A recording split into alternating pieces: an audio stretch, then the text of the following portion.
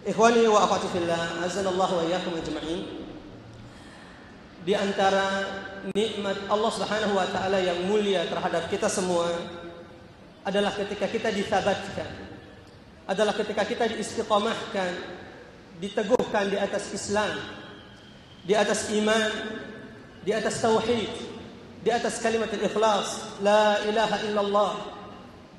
Seperti Anas ibn Malik radhiyallahu anhu berkata, sungguh aku sering, kata Anas bin Malik, aku sering sekali mendengar Rasulullah sallallahu alaihi wasallam membaca di dalam zikir dan doanya, Allahumma ya muqallibal qulub, tsabbit qulubana ala dinik.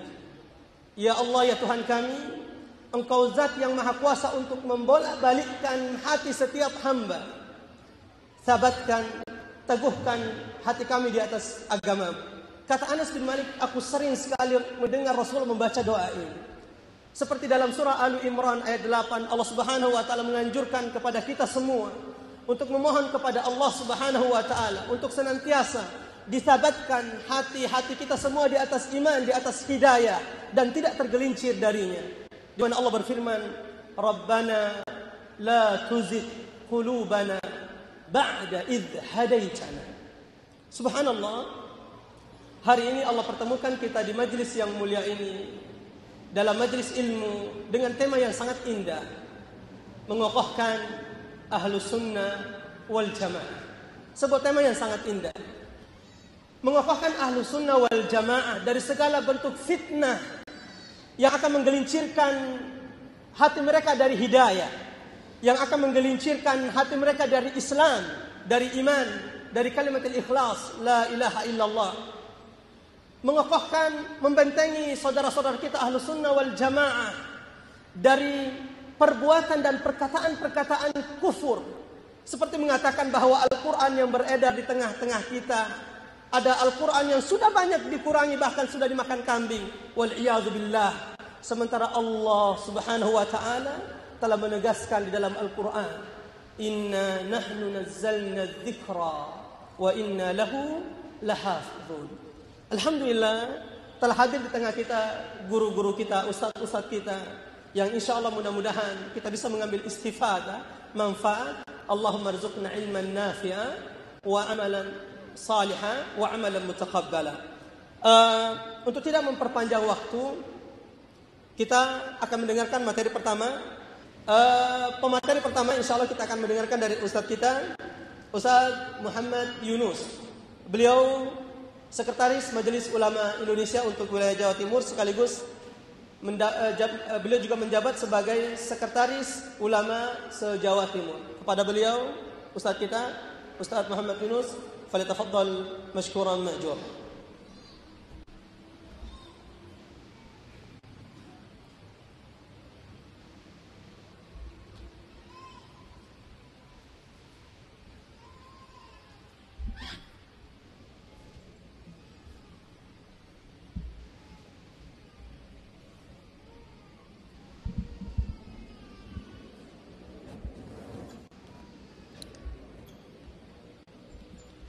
Assalamualaikum warahmatullahi wabarakatuh.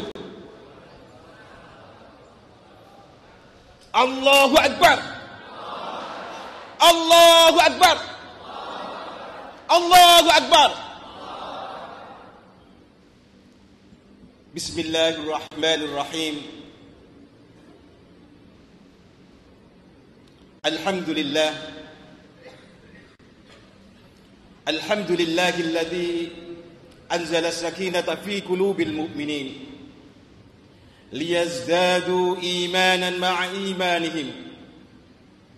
أشهد أن لا إله إلا الله وحده لا شريك له وأشهد أن محمدا عبده ورسوله.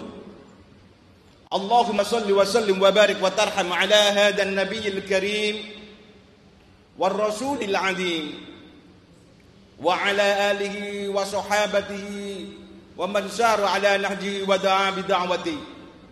أما بعد، اللهم افتح بيننا وبين قومنا بالحق Wabil fathi ya fattah, iftah qulubana wa anta khairul fatihin. Allahumma inna nas'aluka al-ikhlas was-sidqa bil qawli wal 'amal. Bismillah tawakkaltu 'ala Allah. La haula wa la quwwata illa billahil 'aliyyil 'azim. Para bapak, ibu, saudara-saudara sekalian, para ulama, para asatidz, para pejuang Islam, syukur alhamdulillah, marilah kita panjatkan kehadirat Allah Subhanahu wa taala karena kita masih mendapatkan kesempatan dari Allah Subhanahu wa taala berjumpa, bertemu dalam sebuah madrasah yang insyaallah mubarakah, dalam rangka mengikuti sebuah kegiatan yang sangat-sangat bermanfaat, dalam rangka memberikan pencerahan kepada kita, dalam rangka untuk dapat memperoleh informasi-informasi yang benar, informasi-informasi yang sesungguhnya apa yang terjadi dengan bangsa kita ini, terutama saudara-saudara kita di Jawa Timur, di Sampang, yang saat ini terdolimi oleh banyak pemberitaan di media massa, pemberitaan yang bias, distorsif, yang penuh dengan pemutarbalikan fakta. Mudah-mudahan hari ini sebagai bentuk tabayyun kita bahwa sesungguhnya apa yang terjadi di Sampang kita akan buka bersama-sama dalam rangka untuk memberikan informasi yang sesungguhnya kepada masyarakat kita dan kaum muslimin di seluruh Indonesia. Ma'asyiral muslimin rahimakumullah. Alhamdulillah, kami bersama rombongan sampai di tempat ini dalam keadaan sehat walafiat, dalam rangka mengikuti sebuah acara yang bertajuk mengokohkan Ahlus Sunnah wal Jamaah di bumi tercinta ini, bumi sunni yaitu Indonesia. Mudah-mudahan Indonesia menjadi negara baldatun thayyibatun wa rabbun ghafur. Ma'asyiral muslimin rahimakumullah. Ada sesuatu yang mengiris hati ketika saudara-saudara kita yang ada di Sampang mengalami proses-proses marginalisasi,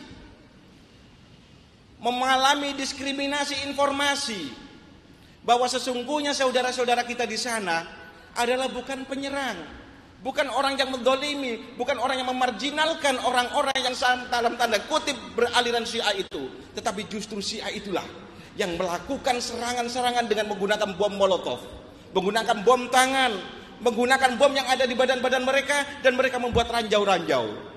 Untuk itu, agar tabayun ini bisa dicerna dengan baik, kami akan membacakan beberapa hal.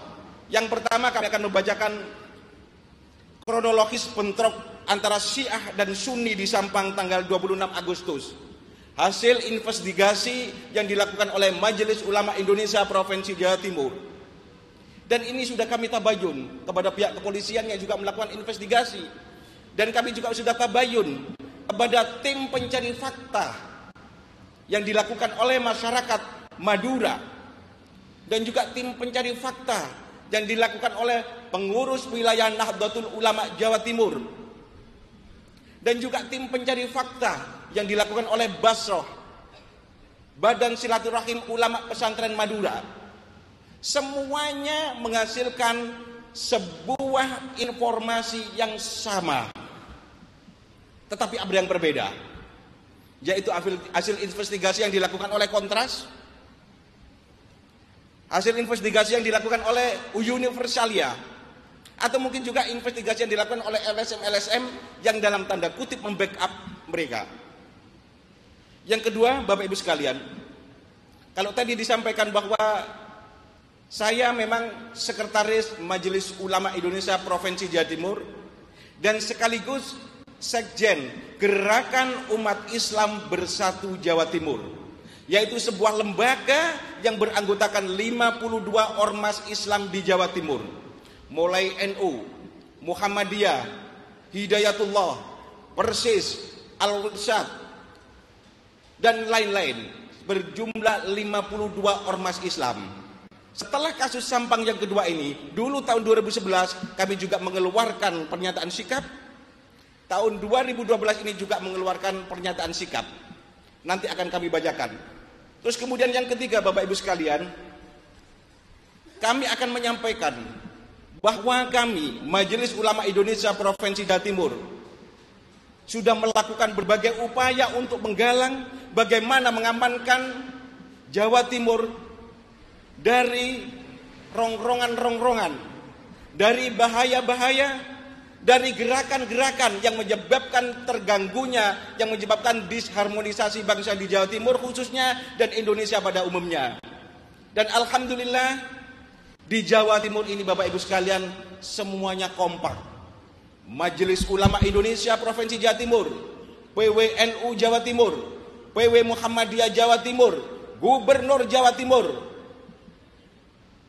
Kemudian forum pimpinan daerah di Jawa Timur semuanya kompak, memiliki cara pandang yang sama bagaimana mengamankan Jawa Timur dari rongrongan-rongrongan, dari gerakan-gerakan yang mengganggu keamanan, ketentraman dan ketertiban masyarakat di Jawa Timur. Mudah-mudahan ini menjadi inspirasi bagi seluruh bangsa Indonesia ini, agar seluruh kabupaten kota, agar provinsi yang ada di Indonesia ini memiliki cara pandang yang sama bagaimana mengamankan Indonesia dari rongrongan-rongrongan yang menyebabkan terganggunya kerukunan, yang menyebabkan terjadinya disharmoni bangsa, sehingga persoalan-persoalan yang muncul bisa kita atasi dengan baik. Para Bapak Ibu Saudara-saudara sekalian, yang pertama kami akan membacakan kronologis peristiwa di Sampang. Saya yakin Bapak Ibu sekalian yang datang hari ini juga asing terhadap hasil investigasi yang kami lakukan. Dan perlu kami sampaikan juga bahwa hasil kronologis ini sudah saya sampaikan kepada media-media, baik itu media Islam maupun media umum, terkait kasus yang sesungguhnya hasil investigasi kami yang kami laksanakan pada tanggal 27. Tetapi tetap saja pemberitaan di media seperti yang kita saksikan. Mudah-mudahan hari ini ada tabayun, mudah-mudahan media-media kita masih memegang teguh bagaimana itu kebenaran. Insya Allah. Para Bapak Ibu sekalian, berdasarkan hasil penelusuran yang dilakukan oleh Majelis Ulama Indonesia Provinsi Jawa Timur tanggal 27 Agustus 2012 terkait dengan bentrok antara warga masyarakat dari dua desa, yaitu Dusun Nangkernang, Desa Karanggayam, Kecamatan Omben, dan Desa Bluuran, Kecamatan Karangpenang, Kabupaten Sampang, Madura, yang melibatkan dua kelompok masyarakat, yaitu pengikut Tajul Muluk dengan faham Syiah dan warga masyarakat Karanggayam dan Bluuran yang berfaham Ahlus Sunnah. Berikut kronologis kejadian yang melatar belakangi bentrok fisik antara warga Syiah dan Sunni pada tanggal 26 Agustus 2012 pukul 10 waktu Indonesia Barat di Desa Karanggayam, Kecamatan Omben. Pada Bapak Ibu sekalian, pada tanggal 19 Juli, barangkali perlu saya mundur lagi ya sebelum 12 Juli. Pada tanggal 16 Juli, kami Majelis Ulama Indonesia Provinsi Jawa Timur, Gubernur Jawa Timur, Kementerian Agama Provinsi Jawa Timur, Kepolisian Daerah Jawa Timur, Pangdam 5 Brawijaya, Kejaksaan Tinggi, dan elemen-elemen yang lain yang ada di Jawa Timur membuat sebuah kesepakatan dalam rangka melindungi Jawa Timur agar terbebas dari rongrongan, agar tidak terganggu keamanan dan ketertiban di Jawa Timur. Kami bersama merumuskan sebuah peraturan gubernur yang nanti akan bisa dijadikan sebagai media, sebagai parameter untuk mengukur apakah sebuah aliran keagamaan itu sesat apa tidak. Maka kita bersama-sama berkumpul untuk membuat konsep peraturan gubernur yang nanti akan dikeluarkan oleh Gubernur Jawa Timur, yakni Pergub nomor 55 tahun 2012. Di dalam pembahasan Pergub ini tidak mulus Bapak Ibu sekalian. Tidak mulus karena konsep yang diberikan oleh Majelis Ulama Indonesia konsep yang diberikan oleh PWNU Jawa Timur, konsep yang diberikan oleh PW Muhammadiyah Jawa Timur, ternyata di dalam pembahasan itu banyak pasal-pasal yang diusulkan, semuanya dipreteli. Saya tidak tahu siapa yang ada di balik itu, sehingga dari usulan yang kita sampaikan kepada gubernur agar kita membuat pergub pembinaan kegiatan keagamaan dan pengawasan aliran sesat menjadi pengawasan kegiatan keagamaan dan aliran sesat. Coba bayangkan, ini tema yang kita usulkan, tetapi yang disepakati oleh Biro Hukum dari pembinaan aliran kegiatan keagamaan dan pengawasan aliran sesat menjadi pengawasan kegiatan keagamaan dan aliran sesat. Saat itu kami protes, tidak bisa. Kalau kegiatan pengawasan pembinaan kegiatan keagamaan itu dibina oleh pemerintah, dan pengawasan aliran sesat itu diawasi oleh pemerintah. Tetapi judul itu berubah menjadi pengawasan kegiatan keagamaan dan pengawasan aliran sesat. Kegiatan keagamaan menjadi diawasi. Saya bilang ini berbahaya, karena kegiatan keagamaan akan diawasi. Bahkan banyak dai-dai kita, banyak aktivis-aktivis dakwah, banyak teman-teman kita yang berdiri mengajar di majelis taklim akan diawasi. Karena apa? Ini kegiatan keagamaan harus diawasi. Akhirnya terjadi perdebatan sampai rapat 3 kali tidak ketemu. Langkah kedua, saya tidak begitu mempercayai teman-teman yang ada di pembahasan itu. Kami bersama 3 orang, Ketua MUI Jawa Timur, Ketua Umum Kiai Abdul Somad Bukhari, saya sendiri dan Mas Ainul Yakin menghadap gubernur untuk menyampaikan kerisauan kami bahwa kita sudah sepakat Bapak Gubernur, kita akan membuat pembinaan aliran keagamaan dan pengawasan aliran sesat. Tetapi yang terjadi kok pengawasan aliran keagamaan ini keluar dari konsep kita. Akhirnya apa? Gubernur setuju bahwa itu salah. Mereka salah menerjemahkan kebijakan gubernur. Akhirnya dirubah lagi oleh gubernur, yang akhirnya pada tanggal 23 Juli peraturan gubernur ini dikeluarkan oleh gubernur. Tapi sayang, karena saat itu berpuasa, saat itu sudah masuk bulan Ramadan, gubernur belum sempat mensosialisasikan ini kepada media. Padahal tujuan awal adalah tanggal 17 sudah ditandatangani oleh semua peserta yang ikut menyusun pergub ini. Jadwalnya tanggal 19 akan dilakukan konferensi pers oleh gubernur untuk menyampaikan kepada masyarakat dan media bahwa sudah ada pergub nomor 55 tahun 2012 sebagai wahana, sebagai media untuk mengantisipasi persoalan-persoalan yang disebabkan oleh aliran-aliran sesat yang saat ini sedemikian banyak. Maka dibentuklah pergub ini. Tetapi karena kita saat itu masih berkutat pada persoalan bahwa kita memulai Ramadan tanggal 19, 20 atau itu, akhirnya tidak sempat ini disosialisasikan kepada media. Dan kami tetap mengingatkan kepada gubernur agar itu segera mengundang wartawan untuk segera disosialisasikan. Tetapi sampai terjadi kasus Sampang, pergub ini belum tempat tersosialisasikan, tetapi seluruh kabupaten kota di seluruh provinsi Jawa Timur sudah menerima ini. Buktinya adalah DPRD Kabupaten Jember silaturahim kepada gubernur untuk minta penjelasan bagaimana teknisnya. Artinya apa? Seluruh bupati, wali kota seluruh Jawa Timur sudah mengantongi pergub nomor 55 tahun 2012 ini. Dan kami sudah mempublikasikan pergub ini, kami sampaikan kepada seluruh media bahwa pergub ini bisa digunakan untuk mendeteksi sebuah aliran apakah itu menyimpang apa tidak. Yang paling penting di dalam pergub ini adalah pasal 5. Pasal 4 dan pasal 5. Pasal 4 dan pasal 5 berbunyi demikian, Bapak Ibu sekalian. 1.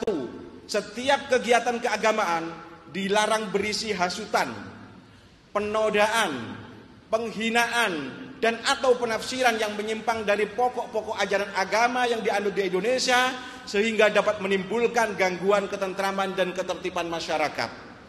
Coba bayangkan apa yang dilakukan teman-teman kita Syiah. Apa yang dilakukan oleh Syiah?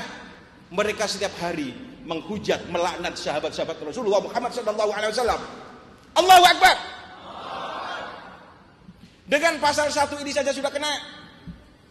Yang kedua, Bapak Ibu sekalian, setiap orang dilarang untuk menyebarluaskan dan atau ikut membantu menyebarluaskan aliran sesat. Sudah kena semua ini dengan pasal 4 ini. Terus yang kelima, terhadap kegiatan sebagaimana dimaksud dalam pasal 4, pemerintah daerah harus segera menghentikan kegiatan tersebut. Itulah yang sudah dilakukan oleh pemerintah Kabupaten Sampang. Yang kedua, Bapak Ibu sekalian, pasal kedua, kegiatan keagamaan sebagaimana dimaksud pada ayat 1 dikategorikan sebagai aliran sesat apabila memenuhi kriteria dan pertimbangan dari Majelis Ulama Indonesia atau MUI. Sekali lagi saya baca, dikategorikan sebagai aliran sesat apabila memenuhi kriteria dan pertimbangan dari Majelis Ulama Indonesia untuk agama Islam. Allahu Akbar. Dan untuk agama lain dari majelis agama yang bersangkutan.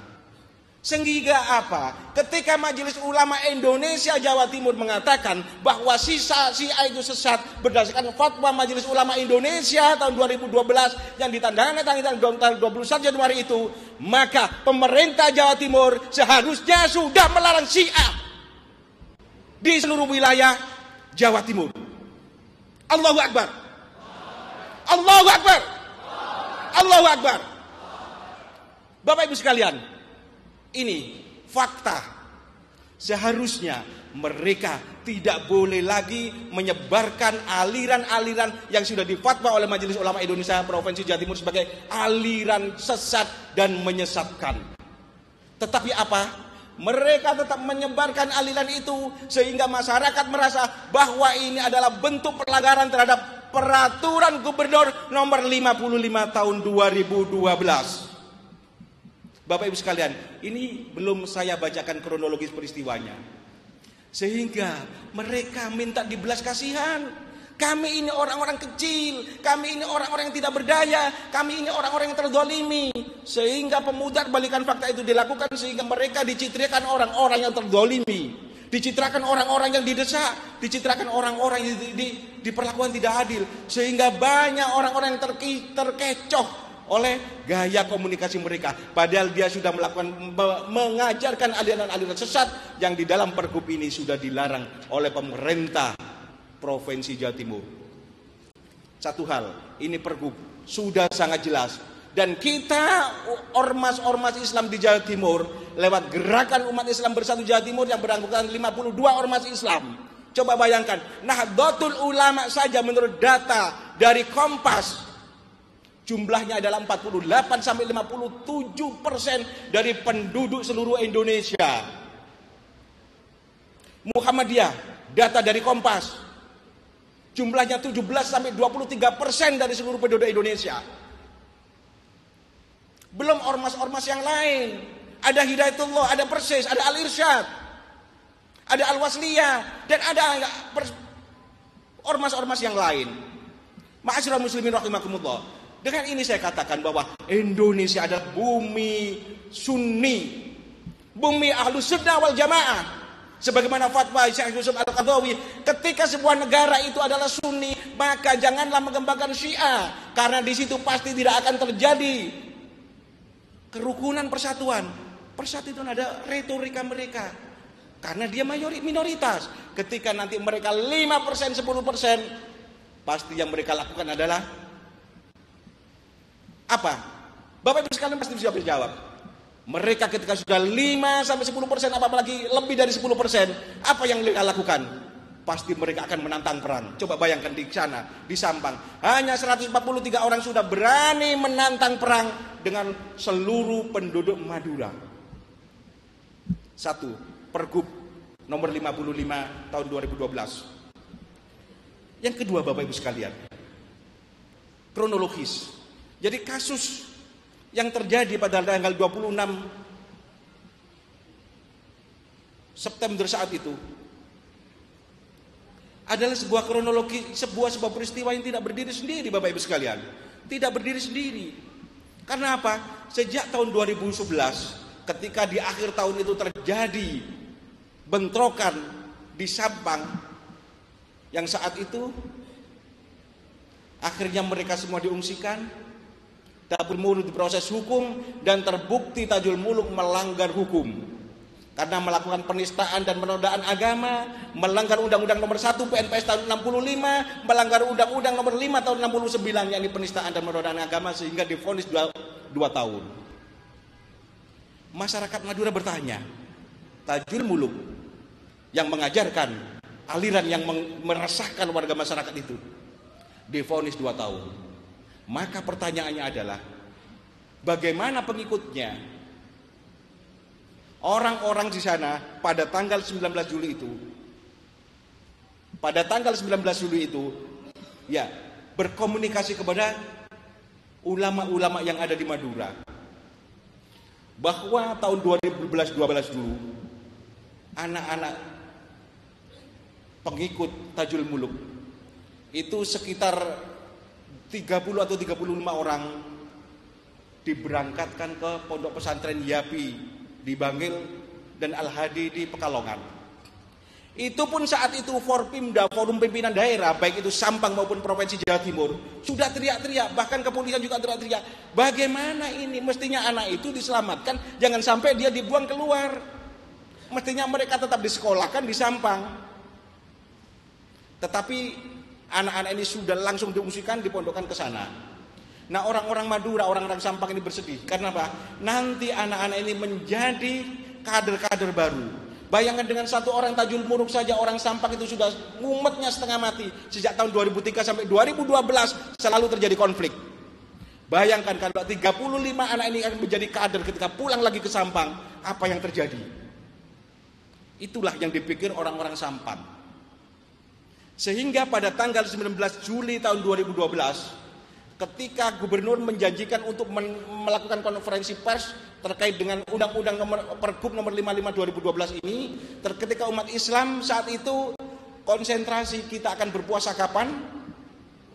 Orang-orang Sampang mendatangi ulama-ulama Basra, Badan Silaturahim Pondok Pesantren Madura. Kemudian mereka bertanya tentang 3 hal. Yang pertama, masyarakat Karanggayam mengucapkan terima kasih kepada Basra yang telah mengawal proses hukum Tajul Muluk sehingga divonis 2 tahun. Kemudian yang kedua, bila Tajul Muluk ini divonis 2 tahun, maka bagaimana dengan pengikutnya? Orang-orang mengharapkan bahwa pengikut Tajul Muluk itu tidak faham Syiah. Yang faham Syiah hanya Tajul Muluk dan orang-orang tertentu saja. Tapi mereka ikut kegiatan, ikut aliran Tajul Muluk karena ada iming-iming fulus.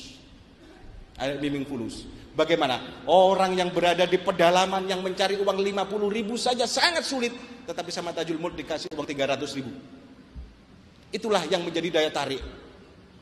Orang-orang ini tidak paham tentang Syiah.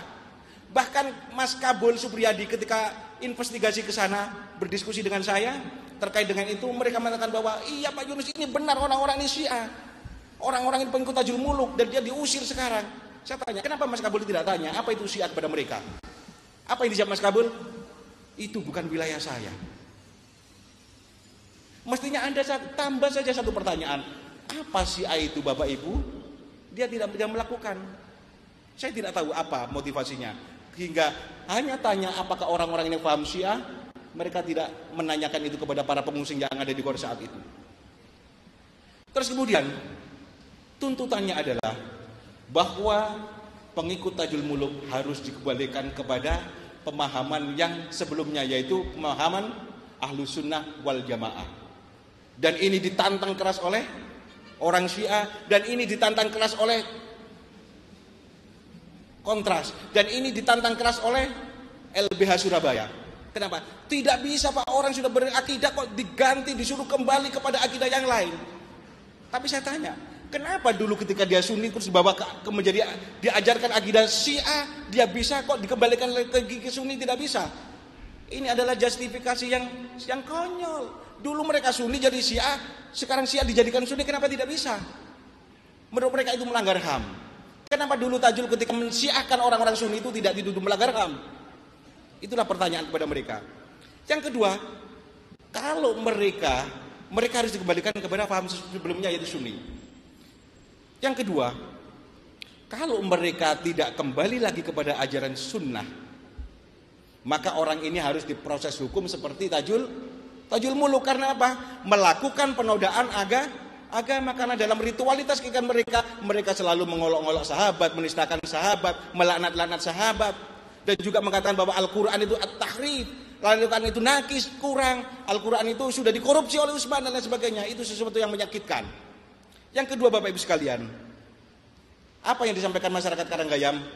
Mereka menginginkan bahwa desa mereka seperti desa-desa yang lain yang ada di Madura, yaitu tidak ada Syiah di sana. Yang keempat, mereka meminta agar ulama-ulama Basrah, ulama-ulama Madura itu menyampaikan ini kepada pemerintah Kabupaten Sampang. Itu tanggal 19 sebelum Ramadan. Terus yang kedua, Bapak Ibu sekalian, setelah menerima pernyataan Basrah, pernyataan sikap itu Basrah menyampaikan kepada Forpimda agar satu, orang-orang itu dikembalikan kepada Sunni. Dan artinya yang melakukan pengembalian ini adalah satu, pemerintah kabupaten kota bersama Forpimda, juga dibantu Majelis Ulama Indonesia Kabupaten Sampang dan NU Kabupaten Sampang untuk mengembalikan mereka. Dan yang kedua yang paling penting adalah anak-anak yang sudah diberangkatkan ke Al-Hadi dan Yapi itu, ya, ketika sekarang sudah pulang ke Sampang, jangan sampai kembali lagi ke Sampang. Karena apa? Ini adalah tanggung jawab pemerintah Kabupaten Sampang untuk memberikan beasiswa. Dan apa? Pemerintah mengiyakan. Ya, mengiyakan. Sehingga ketika anak-anak itu pada tanggal 26 akan kembali ke Sampang, maka dicegat oleh masyarakat. Karena apa? Pemerintah Sampang sudah menjanjikan kepada masyarakat dan seluruh ulama Basrah bahwa anak-anak itu akan diberikan beasiswa untuk sekolah di Sampang dengan beasiswa dari pemerintah dan mondok di Sampang dengan beasiswa dari pemerintah. Sehingga mereka dikembalikan. Orang-orang tahu bahwa orang anak ini akan diberi beasiswa, sehingga ketika akan pulang ke Al-Hadi, ketika akan pulang ke Yapi, orang-orang itu menjaga. Loh, sampai ini kan sudah dikasih beasiswa, kenapa mau balik lagi? Dikirim pulang. Tidak ada perlawanan sama sekali, tidak ada perlawanan. Sampai akhirnya mereka digiring, sampai akhirnya mendekati rumah Tajul Muluk. Nah, ketika sudah mendekati rumah Tajul Muluk ini, apa yang terjadi Bapak Ibu sekalian? Mereka mulai mengolok-olok orang-orang Karanggayam. Mereka mulai mengolok-olok orang Buluuran. Mereka mulai melempari dengan batu. Mereka mulai memancing emosi masyarakat Karanggayam. Nah, ketika masyarakat Karanggayam terpancing emosi dan mereka membuat garis putih di depan rumah Tajul Muluk. Nah, garis putih inilah ternyata batas antara mereka dan pengikut Syiah dan masyarakat. Dan di dalam garis putih itu ternyata ketika mereka mengagitasi, memprovokasi massa agar masuk, setelah masuk apa yang terjadi Bapak Ibu sekalian? Ranjau-ranjau yang mereka tanam meledak, dar. Berhamburan kelereng-kelereng. Ada yang kena tangan seseorang sehingga tangannya putus. Ada yang masuk ke bahunya, ada yang masuk kepalanya, ada yang masuk di pahanya, dalam bentuk kelereng itu masih utuh. Akhirnya orang-orang pada ketakutan. Kemudian masih punya keberanian, akhirnya masuk lagi, ternyata Pak, dilempari sama bom molotov. Akhirnya orang-orang ketakutan dan lari. Mundur dia dari rumah Tajul Muluk. Akhirnya mereka teriak-teriak minta tolong, ada yang teriak lewat suara, ada yang teriak lewat musola, lewat masjid, sehingga datanglah berbagai macam orang dengan jumlah yang cukup banyak. Nah, saat itulah baru diberitakan bahwa seolah-olah orang-orang itu menyerang rumah Tajul Muluk. Padahal itu setelah mereka mundur karena ranjau sudah meledak, dilempari bom molotov sehingga tidak bersenjata, mereka pulang untuk membawa senjata. Setelah membawa senjata, mereka datang lagi untuk duel. Kenapa? Untuk bentrok. Karena apa? Mereka membawa senjata, membawa bom, membawa peledak, membawa ranjau dan sebagainya. Mereka membawa orang-orang kampung, orang-orang Karanggayam membawa senjata, kemudian terjadilah bentrok. Yang terjadi adalah kalau sudah bentrok, maka yang terjadi adalah yang saling serang. Terkait dengan Hamamah, ini saya cukup sedih karena ada sebuah berita di media bahwa orang-orang Sunni membunuh orang-orang perempuan, namanya Hamamah. Ini kan naif sekali. Hamama itu adalah laki-laki. Jadi tradisi di sana yang namanya hamama itu, dia namanya bukan hamama. Kenapa dipanggil hamama? Karena anak pertamanya adalah perempuan namanya hamama, sehingga dipanggil Pak Hamama. Seperti Abu Bakar itu, seperti Utsman bin Affan dan lain sebagainya. Nah, orang ini ternyata ketika bom-bom itu meledak sama sekali tidak mencederai tubuh orang-orang Syiah. Orang-orang Sunni semuanya kena. Jadi korbannya itu semua Sunni. Ini kesaksian dari teman yang namanya Ar-Ra'iq. Dia adalah tenaga paramedis dari PMI. Dia merawat semua orang Sunni yang jadi korban. Nah, ketika itu sudah terbentuk, tidak terjadi sampai Hamama meninggal. Kenapa? Karena mereka ternyata semua kebal terhadap senjata tajam. Termasuk juga Hamama. Mereka ini kebal terhadap senjata tajam, juga kebal terhadap bom-bom molotov mereka sendiri. Karena di kantong-kantong mereka ada bom, ketika terjadi bentrokan, meledak dia tidak apa-apa. Orang-orang Sunni kena semua. Setelah itu baru terjadi pertikaian sampai ada yang terluka. Itulah yang terjadi. Bapak Ibu sekalian, ini satu kasus. Jadi alasan yang terjadi adalah bahwa anak-anak yang mau kembali ke Yapi dan ke Al-Hadi itu dihentikan oleh masyarakat karena mendapatkan beasiswa. Ada lagi informasi yang sangat penting. Bahwa tahun 2011 yang lalu, orang Sampang menerima semua pengungsi silakan pulang aman, kecuali 4 orang. Namanya Iklil Al-Milal, kakaknya Tajul Muluk. Namanya Umi Hani, adiknya Tajul Muluk. Namanya Saiful dan ibunya dan Tajul Muluk sendiri. Itu ditolak. Tetapi lebaran kemarin mereka datang. Dan ketika dihalau untuk pergi, mereka mengatakan, saya akan berjihad. Coba bayangkan, apa kata-kata Umi Hani? Saya akan berjihad untuk menegakkan Syiah di Sampang. Dan saya berani mati. Saya akan berjihad menjadi mujahid, menjadi syahid fi sabilillah. Ini yang memicu orang-orang ini. Yang kedua, itu faktor yang kedua yang menjadi pemicu bentrokan itu. Dan yang ketiga Bapak Ibu sekalian, ini sudah terencana. Kira-kira tanggal 21 dan 22 September ada pertemuan di Malang. Di situ di sebuah sepakati dalam pertemuan itu, mereka ini juga disampaikan oleh Jalaluddin Ahmad bahwa banding Tajul Muluk akan di-backup oleh mereka. Mereka semua berupaya sekuat tenaga agar banding Tajul Muluk itu mereka bisa mengurangi hukuman Tajul Muluk. Tampaknya mereka sudah tahu berapa hukuman Tajul Muluk itu. Mereka mengatakan bahwa Tajul Muluk nanti itu hukumannya akan dikurangi menjadi 1,5 tahun. Dikurangi 1,5 tahun. Nah, ketika nanti itu divonis Tajul Muluk itu dikurangi 1,5 tahun, maka yang terjadi pasti akan ada gejolak dari masyarakat. Apa yang harus dilakukan untuk mengantisipasi ini? Dibuatlah ranjau, dibuatlah bom molotov untuk mengantisipasi kalau orang-orang itu protes karena hukuman Tajul Muluk dikurangi. Bagaimana ini? Orang desa yang sama sekali tidak paham ranjau, tidak paham bom, tidak paham bom molotov, tidak paham pertikaian yang seperti itu. Mereka diajari bagaimana membuat bom, bagaimana membuat ranjau, bagaimana membuat peledak. Apakah ini bukan bentuk militerisasi? Ini sangat berbahaya kalau sampai terjadi.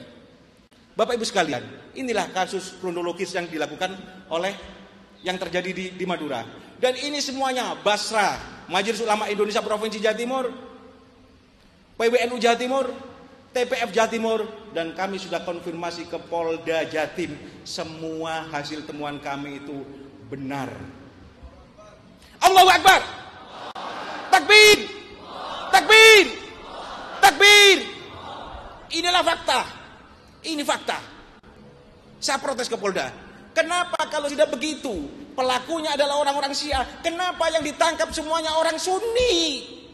Itulah protes kami kepada kepolisian daerah. Akhirnya apa? 7 orang yang ditangkap itu dilepaskan karena sudah krisis. Lantas kapan orang yang memicu konflik itu, yang mengawali dengan meledakan bom, itu diproses secara hukum? Itulah yang kami tunggu. Tinggal 1 orang yang belum dilepas, yaitu Rais Al-Hukama. Dulu sama-sama Tajul untuk menyiarkan Syiah, tapi dia kembali kepada Sunni, dan sekarang dijadikan dikriminalisasi sebagai provokator. Dan ini tidak lepas dari begitu saja. Ada pihak-pihak yang lain, para ulama yang di sana saat ini dikondisikan agar menjadi tersangka. Tuduhannya adalah provokator.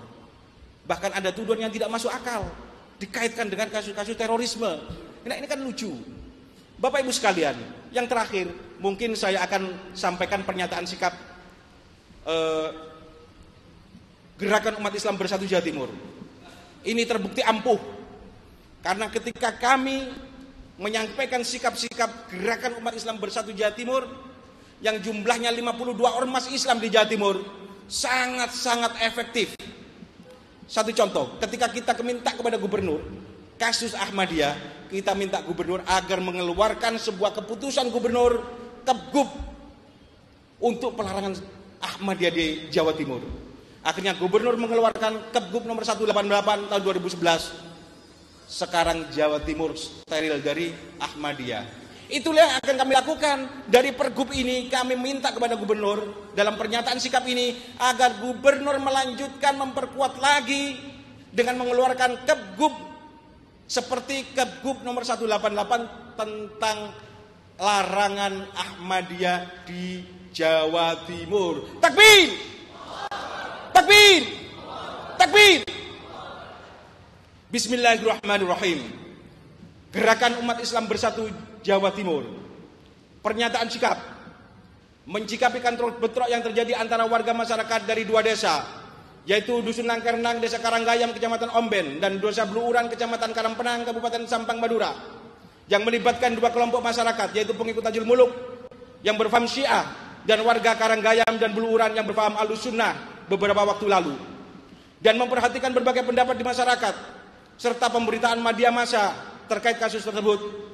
Maka Gerakan Umat Islam Bersatu Jawa Timur yang beranggotakan ormas-ormas Islam di Jawa Timur mengadakan pertemuan terbatas membahas persoalan tersebut. Untuk mengamankan negara kesatuan Republik Indonesia, Pancasila dan UUD 45 dibutuhkan iklim yang kondusif bagi terciptanya keamanan, ketentraman, kedamaian, dan ketertiban masyarakat. Oleh karena itu, kami menghimbau kepada pemerintah dan instansi terkait agar tegas dan bijak dalam rangka menyelesaikan konflik yang terjadi dan akar persoalan yang menjadi pemicu konflik tersebut. Oleh karena itu, kami sampaikan beberapa hal sebagai pertimbangan dan acuan dalam rangka pengambilan keputusan. 1. Ajaran yang disebarkan oleh saudara Tajul Muluk dan semacamnya yang identik dengan kelompok yang ditengarai Syiah, Imamiyah, Isna Asyariyah atau dengan nama samaran Ahlul Bait harus dilarang di seluruh wilayah negara kesatuan Republik Indonesia. Allahu Akbar. Khususnya di Jawa Timur. Karena berdasarkan pedoman identifikasi aliran sesat Majelis Ulama Indonesia, aliran tersebut sudah memenuhi kriteria sebagai aliran sesat dan menyesatkan dan melanggar Undang-Undang Nomor 1 PNPS 65 tentang pencegahan, penyalahgunaan dan atau penodaan agama. 2. Ajaran yang disebarkan oleh saudara Tajul Muluk dan semacamnya yang identik dengan kelompok yang ditengarai Syiah, Imamiyah, Isna Asyariyah atau madhab samaran Ahlul Bait harus dilarang di seluruh wilayah negara kesatuan Republik Indonesia, khususnya Jawa Timur, berdasarkan peraturan pemerintah, peraturan gubernur nomor 55 tahun 2012 tentang pembinaan kegiatan keagamaan dan pengawasan aliran sesat di Jawa Timur, khususnya pasal 4 dan 5. 3. Berdasarkan peraturan tersebut, maka Syiah sebagai aliran sesat harus dihentikan kegiatannya dan dibekukan lembaganya. Takbir! Karena aliran tersebut sangat berpotensi menimbulkan konflik horizontal, mengganggu keamanan, ketentraman, kedamaian, dan ketertiban masyarakat. Oleh karena itu, kami meminta kepada Bapak Gubernur Jawa Timur agar melakukan langkah-langkah strategis dan produktif dalam rangka melindungi warga masyarakat dari konflik berkepanjangan yang diakibatkannya. 3. Gerakan Umat Islam Bersatu Jawa Timur atau GUIB Jatim yang merupakan representasi organisasi massa Islam di Jawa Timur memiliki kebulatan tekad untuk mendesak pemerintah Provinsi Jawa Timur untuk segera menerbitkan keputusan gubernur atau Kebgub yang khusus mengatur tentang pelarangan aktivitas kelompok masyarakat yang beraliran Syiah di Jawa Timur. Takbir! Sebagaimana Gubernur nomor 188 /94/94/KPTS/013/2011 tentang larangan aktivitas jamaah Ahmadiyah di Indonesia. 5. Pemerintah harap menindak tegas terhadap pihak-pihak tertentu yang melakukan persekongkolan jahat guna memancing emosi umat Islam dengan melakukan pelecehan terhadap agama Islam yang cinta damai ini. Sehingga terjadi konflik horizontal di masyarakat untuk kemudian melakukan kriminalisasi terhadap warga masyarakat yang tersulut emosinya dengan tuduhan melanggar hak asasi manusia. Takbir. 6. Mendesak kepada pemerintah dan instansi terkait agar melakukan proses penegakan hukum dengan baik dan benar, menjunjung tinggi keadilan, serta memegang teguh prinsip kesamaan derajat di hadapan hukum sesuai peraturan perundang-undangan yang berlaku terhadap pelaku maupun aktor-aktor yang melakukan pemutarbalikan fakta dan pihak-pihak yang melakukan kriminalisasi terhadap masyarakat yang tidak bersalah dengan tuduhan melakukan penyerangan terhadap komunitas Syiah yang menurut fakta sesungguhnya, yang menurut fakta sebenarnya dan penelusuran saksi-saksi di tempat kejadian serta kesaksian aparat kepolisian, justru komunitas Syiah yang melakukan penyerangan terhadap masyarakat Karanggayam dengan melakukan pelemparan batu, bom molotov, ranjau-ranjau yang ditanam, bom saku yang digunakan untuk menyerang masyarakat. 7. Pemerintah harap bertindak tegas dalam menangani konflik yang terjadi tidak hanya pada kejadiannya saja, tetapi faktor penyebab yang menjadi penyulut terjadinya konflik adalah merupakan provokator yang melakukan teror dan kekerasan mental. Oleh karena itu, harus ditangani secara komprehensif dan ditetapkan sebagai provokator. 8. Untuk menjaga dan mengamankan keutuhan Negara Kesatuan Republik Indonesia, NKRI, kami minta kepada pemerintah agar meningkatkan kapasitas dan kualitas serta memelihara dengan baik eksistensi Sunni di Indonesia. Takbir!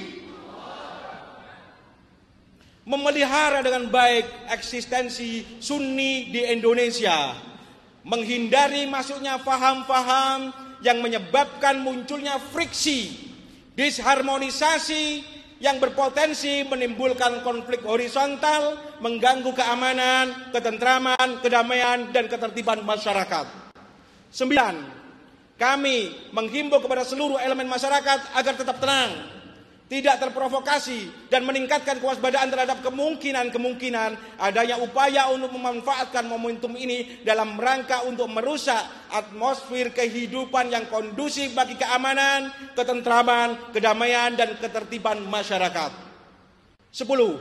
Pernyataan sikap ini adalah merupakan sikap bersama organisasi massa Islam, ormas Islam di Jawa Timur yang terdiri dari 1. Nahdlatul Ulama Jawa Timur, 2. Muhammadiyah Jawa Timur, 3. Hidayatullah Jawa Timur, 4. Perhimpunan Al-Irsyad Jawa Timur, 5. Dewan Dakwah Islamiyah Indonesia Jawa Timur, 6. Dewan Masjid Indonesia DMI Jawa Timur, 7. Front Pembela Islam FPI Jawa Timur, Hizbut Tahrir HTI Jawa Timur, Persis Persatuan Islam Jawa Timur, Persatuan Tarbiyah Islamiyah Perti Jawa Timur, Ikatan Pendidikan Muslim ICMI Jawa Timur, Al-Bayyinat Jawa Timur, Pelajar Islam Indonesia PII Jawa Timur, Himpunan Mahasiswa Islam HMI Jawa Timur, Badan Komunikasi Pemuda Remaja Masjid Indonesia BKPRMI Jawa Timur, Forum Komunikasi Forum Umat Islam PUI Jawa Timur, Muslimah Nahdlatul Ulama Jawa Timur, Fatayat Nahdlatul Ulama Jawa Timur, PW Aisyah Jawa Timur, Nasihatul Aisyah Jawa Timur, Muslimah Hidayatullah Jawa Timur, Sabab Hidayatullah Jawa Timur, Pemuda Muhammadiyah Jawa Timur, Keluarga Alumni Masjid Indonesia Kampusina Jawa Timur, Laskar Pembela Islam LPI Jawa Timur, Forum Pemuda Islam FPIS Jawa Timur, Persyarikatan Dakwah Al-Haramain Jawa Timur, Al-Hawariyun Jawa Timur, Majelis Dakwah MDI Jawa Timur, Forum Madura Bersatu Formabes Jawa Timur, Majelis Dzikir dan Dakwah Islam Ahmadiyah Jawa Timur, Forum Pemuda Sunni Jawa Timur, CICS Center for Indonesian Community Studies Jawa Timur, GNPI Gerakan Nasional Patriot Islam Jawa Timur, Orisa Jawa Timur, Laskar Arif Rahman Hakim Jawa Timur, Al-Israt Al-Islamiyah Jawa Timur, Ikatan Dai Muda Indonesia IDMI Jawa Timur, Mubalik Bulan Bintang Jawa Timur, BKSPPI Jawa Timur, Gerakan Pemuda Ansor GB Ansor Jawa Timur, Badan Koordinasi Masjid Bakormas Jawa Timur, Ikatan Dai Indonesia IKADI Jawa Timur, Pergerakan Mahasiswa Islam Indonesia Jawa Timur, Ideal Jawa Timur, FPPBD Jawa Timur, Forum Komunikasi Aktivis Masjid FKAM Jawa Timur, Front Anti Komunis FAK Jawa Timur, Forum Ulama Madura FUM Jawa Timur, Badan Silaturahim Ulama Pesantren Madura Basra Jawa Timur, Forum Intelektual Indonesia FII Jawa Timur, Forum Dakwah Islamiyah Indonesia Jawa Timur, Surabaya, 12 Syawal 1433 Hijriah, 30 Agustus 2012 Masehi. Koordinator GOIB Dr. Andes Haji Abdurrahman Aziz MSI, Sekretaris Muhammad Yunus SIP, mengetahui Majelis Dewan Pimpinan Majelis Ulama Indonesia Provinsi Jawa Timur, Ketua Umum KH Abdul Somad Bukhari, Sekretaris Umum Dr. Andes Haji Imam Tabroni MM. Demikian Bapak Ibu sekalian, sikap gerakan umat Islam bersatu Jawa Timur semuanya mendukung fatwa Majelis Ulama Indonesia Provinsi Jawa Timur tentang kesesatan Syiah, Imamiyah, Isna Asyariyah, Madhab Ahlul Bait yang ada di Jawa Timur. Takbir! Takbir! Takbir! Mudah-mudahan ini menjadi inspirasi organisasi-organisasi massa Islam di seluruh Indonesia, dan hari ini kita menyaksikan akan terjadi di Jakarta. Mudah-mudahan kabupaten, kota, dan provinsi yang lain akan menyusul demi menjaga keamanan, ketertiban, dan kedamaian masyarakat Indonesia di seluruh wilayah Negara Kesatuan Indonesia. Demikian billahi taufiq wal hidayah. Wassalamualaikum warahmatullahi wabarakatuh. Takbir! Takbir! Takbir!